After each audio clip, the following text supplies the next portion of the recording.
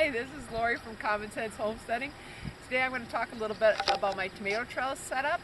I like the system that I use because it's sturdy enough to hold up to our high winds out here.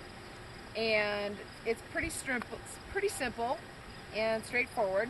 So what I like to do is I put in 4-foot garden stakes at the base, and then as the tomatoes are smaller, when they're growing, I tie them to these posts as they're smaller, and as they grow up the posts, and I use old strips of fabric cut from t-shirts or sweatpants or whatever I happen to have on hand, and I train these up.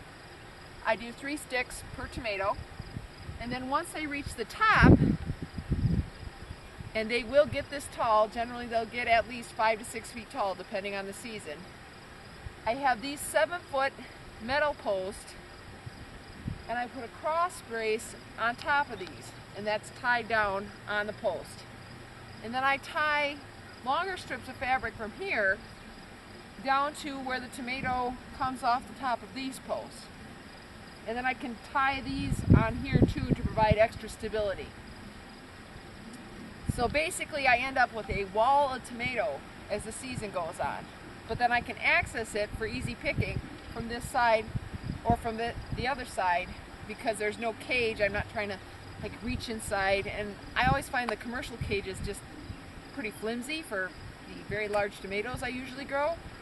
And you may have noticed down by the base of tomatoes I have these jugs of water. This is kind of like a do-it-yourself wall of water.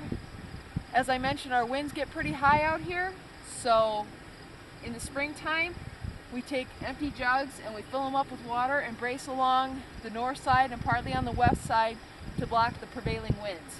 And that just helps the tomatoes get off to a little bit of a jump start, and gives them a little extra protection at the beginning of the season. And at the end of this video you'll find a link to more information on tomato growing, and we'd love if you subscribe to the channel. Thanks, and I'll see you again soon.